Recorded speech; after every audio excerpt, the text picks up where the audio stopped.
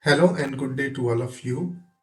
In this video lecture, we are going to look at the three main questions about the seismic data processing in geophysics. What is seismic? Why we do the seismic acquisition or processing? And how have to do the seismic acquisition and processing?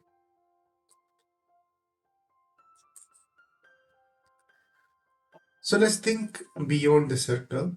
So just ask yourself how the geophysicists know about the subsurface targets. When they are going to look at the groundwater, either they are looking at the minerals, either the hydrocarbons, or any type of geothermal energy. So obviously it comes into your mind that obviously there is some survey which has to be done on the ground to look at the subsurface structures, and the seismic which they acquire on the surface, it does not come exactly the same as the subsurface. It looks like this type of data. So you have to do the seismic processing to get to this understanding of the subsurface. Once the seismic is image or the process, then you can only look at these type of hydrocarbons, minerals, groundwaters, and the geothermal source in the subsurface. So in this part of the video lecture, so we have two learning outcomes. The first learning outcome is to understand the seismic data processing itself. And also we have to explain why seismic data processing is important in subsurface characterization. So now we look at the first question, what is the seismic data? If you look at the definition of the seismic data, so it is the response of the seismic wave recorded at the surface of the earth with respect to its time, known as the seismic data. So the seismic survey can help to locate, as I mentioned, about the groundwaters, minerals and mines, and also investigate the lands, fails, and also the investigating the location of the subsurface target, and also characterizing how an area will shake during the earthquake, which is about the earthquake seismology. But our primary focus in this part of the lectures, not only the hydrocarbon, but we will be focusing more on oil and gas exploration. But obviously, we'll be looking at some of the targets as well. But main focus will be oil and gas because we are looking at the deep seismic up to like 3, 4, and 5 kilometers, and probably more than that as well. So now we move to the why seismic data processing is important. Because on the left hand side, you have one of the image which is taken from the camera, but on the right side is a seismic image. So looking at the camera image, you can just look at the layers of the mountains or the outcrops. But in the seismic, it is quite difficult because the data which recorded on the surface is not appears to be like that.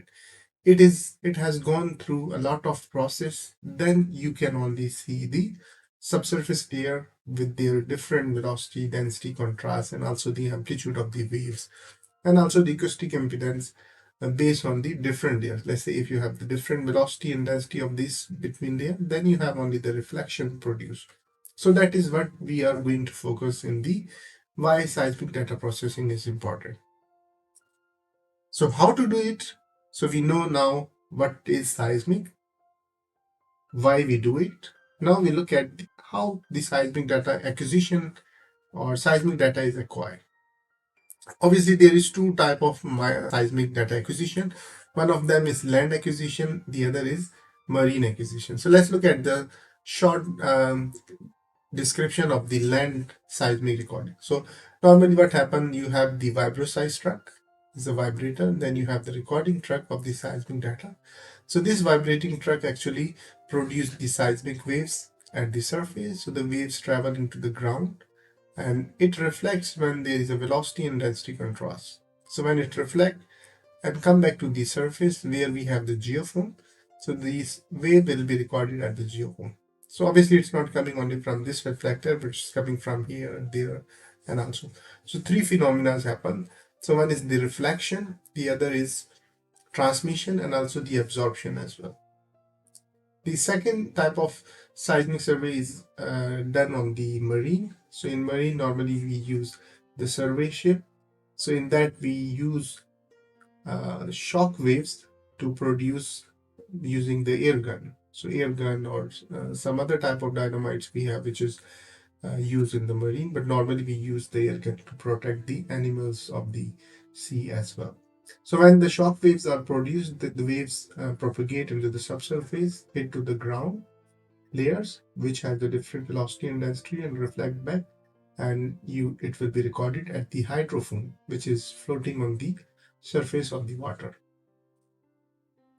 So what is actually the ideal seismogram? But normally, if you look at these, if on the left side we have the rock layer, so let's say this is sandstone, limestone, silt, shale, and other rocks. So what will come up based on the reflection coefficient, if you have a different velocity and density contrast, so you will have the reflection coefficient is like that. So it's like positive, large positive, negative, small negative, positive, large negative, and positive.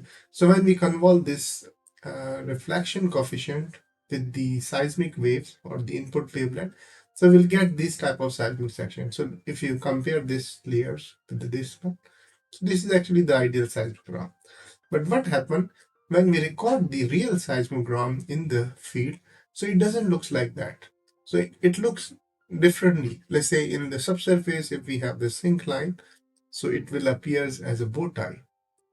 And let's say also in the ground, we have a lot of noises which are recorded in the recording system. So one of them is a ground roll, which you can see it has the low frequency and high amplitude noise in the data. So we have to go through the processing steps. Also, sometimes what happen, you have the split spread geometry. So in that you have a lot of ground roll noises recorded in the data. And also another thing, when you have the steeply dipping faults like that, so you have a different velocity layers. When you have the fault, so you will not record the fault. It will be as a diffraction response on the fault. So for that, you need to do the seismic processing and go for migration to locate these exactly the fault location in the subsurface. So another thing which comes into your mind, how the seismic convolve with the subsurface and how it comes back. So here is one of the simple example. Let's say we have the different rock here, which is shale, sandstone, limestone, and again we have shale and another lithology. So what happened actually, the seismic data is recorded at the boundaries. So whenever we have different velocity and density contrast in between the layer, so we calculate the reflection coefficient. So reflection coefficient is actually equal to density and velocity contrast of the second layer minus density and velocity contrast of the first layer divided by the addition of these two differences. So whenever we calculate based on this velocity and density value, so whatever the value it is, if it is positive, then you come up with this positive. When there is a negative values based on this difference in velocity and density, then you will have the negative, like small positive, large positive. So then you do the convolution. This is a convolution sign. So when we convolve with the wavelet, so this will convolve with this one, so you will get red one. When the wavelet convolve with this negative, so you will have this blue one. Again, like that, you have the green one, the purple one. But obviously when we sum up, so it comes like that. So the seismic trace actually becomes because of these convolution method. So I also would like to give you an assignment. So this is actually the assignment. So you can take a screenshot and you pause the video and you have to come up with this reflection coefficient. So you know the values of the velocity and the density, which is given over here. So this is the velocity of this layer and the density of this layer. So you have to come up with the positive or negative reflection coefficient based on this formula. And then based on that, you have to convolve this wavelet with the reflection coefficient and come up with your own seismic trace. So this is one trace. Obviously, when you come up with multiple traces similar to this one, or maybe this one, then you will have multiple traces. So this is actually a seismic experiment which is being done on the sink line. So this is a sink line when the wave hit. So you can see the output of this sink line is actually recorded as a bow tie. So these are the component which is comes to the surface. So we have different case studies which we are going to discuss in this course, like the syncline, anticline, fault, fractures, and also many other type of geological model or the real subsurface model actually we have. So when the data is recorded, so you can see this is actually the seismic response which comes into the raw data. When you're trying to do the focusing, so either there is two cases, either you know the actual velocity of this layer. So if you know the actual velocity of this blue column, then you can do the migration. Or other case, what you can do mathematically bring your source and receiver to that point. If you bring mathematically your source and receiver to this reflector, then your data will be imaged. So what we do, let's say we bring our source and receiver when it is at zero position. So this is the zero focus. When we bring it to the position 1, that is called the partial focus. Then at position 2, it is a partial focus 2. When it brings to the exactly on the reflector, then you have the full image, which is called focus. And in that case, T is 0, Z is also 0. So that is actually the new principle, which is called the back propagated until the recorded time is up. Or either you do the migration using the actual velocity of the subsurface. So let's look at the some of the component of the seismic trace. So when the seismic trace is recorded, so we have multiple components. So first thing is you have the polarity. You have the negative polarity and the positive polarity. Then you have the frequency. So frequency we will further discuss in our future lecture as well. But you can see number of cycles per second you can define based on your frequency. The another thing is amplitude. So normally the amplitude is calculated based on the zero to the peak or the positive or negative polarity. So this is the negative amplitude, and most of the reservoirs are located at the negative amplitude. Then you have the phase. So this is 0 phase, 90-degree phase, and also 180-degree phase. Then again you have 360 low, like that. So if we talk about generally, so this is the high frequency traces, this is low frequency traces, which is shown here. And also another thing is wavelength. So wavelength is from crest to crest, trough to trough, you can count. So this is actually the size of the crest to crest. So how much is the wavelength, which is denoted as lambda. Also, the seismic data can be affected by some of the factors, which is called the physical factor affecting the seismic. So in them, we have three physical factors. One of them is amplitude. The second one is phase. Third one is frequency. So these factors actually affect the seismic amplitude, phase, and frequency. So one of them, how the amplitude can be affected. So amplitude can be affected because of the wave field divergence, like the absorption, because when the energy which is at the surface, let's say you propagate your wave with 100 hertz, but obviously when it's propagate into the subsurface, you lost your frequencies. So the high frequency will be absorbed, the low frequency propagate into the subsurface. Dispersion, angle dependent reflection transmission, peg leg multiples also affect your amplitude. Thin band tuning also affect your amplitude. And the phase, how the phase will be affected because of the source or the recording filters, sometimes boosting. Absorption also change the phase sometime of the seismic trace, designature, and the processing artifacts. The third thing is frequency, how the frequency is affected of the seismic wave. So one of the is the source bandwidth. Let's say your source bandwidth is too low, then your frequency will be uh, affected by that. The ghosting phenomena, because sometimes you have the downgoing wave, then suddenly it comes to the upcoming waves. So when it combines together, so it affect your frequency of the data. The deployment depth and absorption. Obviously, when your high frequency is absorbed at the shallower part, then you will have loss of frequencies. And also sometimes acquisition filter. Sometimes you apply some type of acquisition filter. So that also affect the frequency of your seismic trace. So there are multiple domains in which we actually communicate with the seismic data, because when the data comes from the recording station, so it's not in the format which we need actually. So we have to convert it to different format.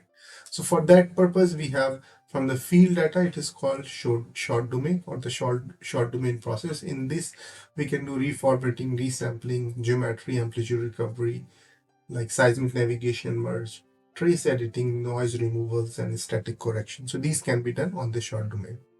But if we have to do some other type of processing, then we have to convert into CMP domain, like deconvolution, designature, decoasting, Q compensation, velocity analysis, and also multiple elimination.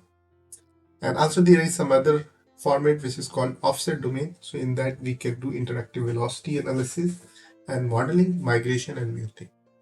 So obviously when we have to do these type of process, then we have to convert our data in this format.